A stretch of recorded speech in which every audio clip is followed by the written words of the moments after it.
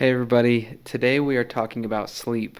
This is sort of in a follow-up to our video last week about self-care and getting more specific on sleep. Now, sleep is something that is really important but often neglected.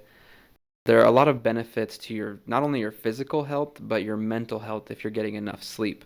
The flip side of that being if you're not getting enough sleep, your physical and your mental health will suffer. When we talk about diagnoses of like anxiety or depression or pretty much anything else, one of the things that always impacts is your sleep.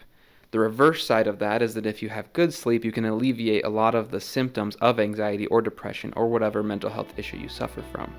So stick with us today and listen to Josh and Sharon. We'll talk a little bit more about why sleep is important and how you can improve your sleep. Thanks for joining us.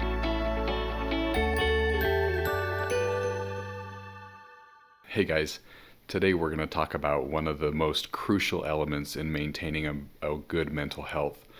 That is sleep. I don't know that this is something that we commonly talk about, but I try to, at least in my sessions with folks. If we think about the mental health disorders that we might experience, whether it's clinical anxiety, clinical depression, some types of trauma, whether it's a chronic trauma or a single incident trauma, or any other mental health conditions that may exist, it's interesting to note that one of the most common factors that exists in all of these conditions is some kind of sleep imbalance. This can be too much sleep or too little sleep. I'm passionate about sleep. It's something that's very important. In just about all of my sessions with my clients, I try to talk to them about sleep.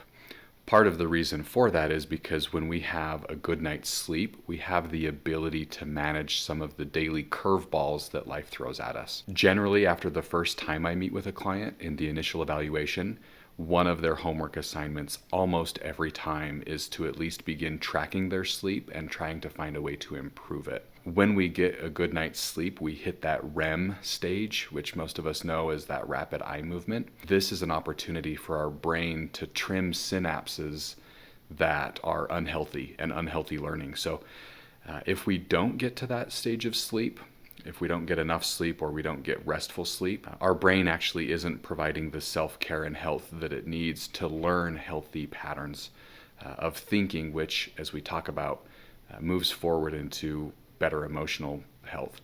So one of the most important things to be aware of in managing your mental health is to make sure you get good sleep.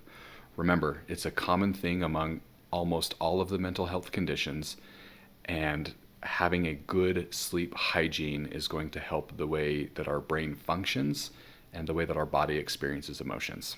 Take care of your sleep. Now that Josh has told you some about why sleep is so important, I'm going to walk you through some ways to actually get better sleep.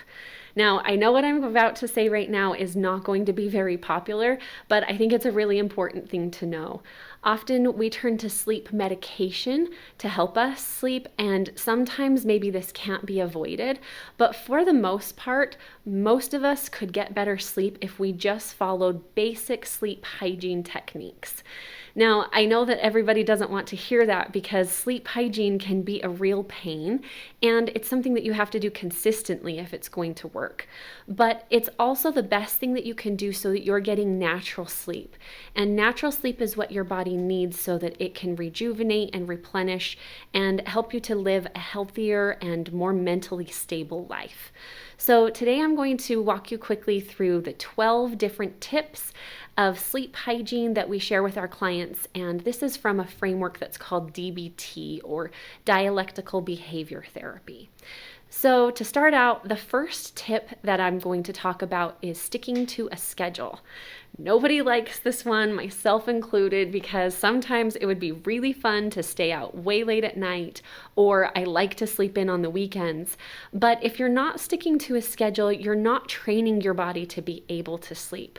Stick to a schedule, have specific times every day that you do your sleep routine and that you actually give yourself to be in bed with the opportunity to sleep.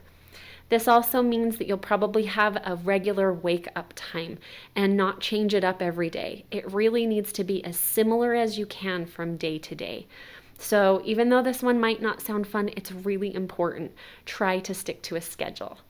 Tip number 2 is to establish some kind of a bedtime routine. If you think about it, you need to be able to cue your body that you're getting ready for bed. What do you do right now so that your body knows that it's bedtime? It can be really helpful to do things like take a shower or have a specific kind of lotion you use, have some relaxing time, maybe even do a little bit of yoga or breathing before bed. But try to come up with even a short routine so that you're telling your body it's bedtime. That way your body can start to wind down and start to get used to the fact that every day around this time when you do these things, that means bedtime is coming. The third tip is to not eat or drink much before bedtime. Now, obviously, if you're going to sleep on a really empty stomach, you're going to wake up because you're going to be too hungry. But if there's too much that's in your stomach, you're going to be waking up throughout the night, and it's going to be difficult for your body to shut down because it's engaged in so many processes trying to digest your food. So don't eat or drink too much. Tip number 4 is to avoid caffeine and nicotine before bedtime. This means 8 hours before bedtime, you shouldn't be having any caffeine. Like I said, these tips are not always fun, but they're the things that are most likely to increase your ability to sleep through the night. Tip number 5 is to get some exercise. Moving your body around earlier in the day will help you get to the point where you're actually tired enough to sleep at night. There's nothing worse than trying to sleep when you've been sitting around all day long doing nothing. Make sure to get some exercise, but also be sure to conclude that exercise at least 2 hours before bedtime. If you exercise too close to bedtime, then it's going to be hard to sleep. Tip number 6 is to keep your room cool. If your body is actually going to prepare for sleep, it has to drop about 2 degrees. This means that your room needs to be cool enough that your body could do that. So maybe kick off the extra blanket or maybe turn up the AC, anything that will help your body to be able to drop those 2 degrees. Tip number 7 is don't nap during the day. I actually love to nap, but I constantly have to remind myself that if I nap during the day, it's likely going to steal my sleep hours during the night. So try to keep your sleep time primarily at night and primarily during the schedule that you've set. Tip number 8 is to keep your room dark and quiet. This means that you don't have any screens or anything else that could be startling to your body. We all like screens, and this can be a tricky one to figure out how to actually implement in our lives since a lot of us have our phones right next to our beds and maybe even are used to sleeping with a TV on. But when you have a screen on, it activates your brain in a way that makes it more difficult to sleep and more difficult to get the kind of sleep that you actually need.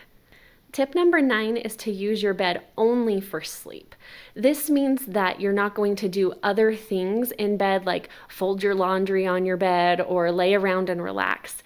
Try to help your brain make the connection that when you're in bed because you're ready to sleep.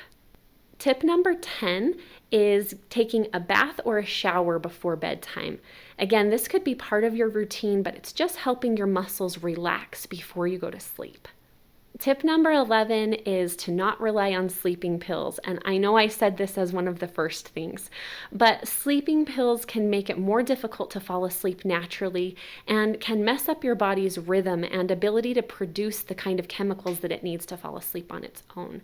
If possible, try really hard not to have sleeping pills be something that you rely on. Finally, our last tip, tip number 12, is to not catastrophize. This means that instead of telling yourself that everything's going to be terrible tomorrow if you're not sleeping, you say things to yourself like, it's okay, I'm going to fall asleep eventually, or I'm relaxing and right now that's good enough. These kinds of things will decrease the amount of anxiety that you feel around sleep and make it more likely that you can relax.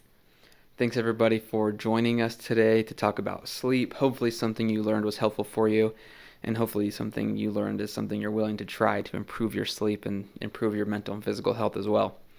Stay tuned for our next videos. We've got some exciting things coming up. If you enjoyed this, please like and subscribe and leave a comment. We'd love to talk to you guys. Outside of that, thanks for watching, and we'll see you on the next video.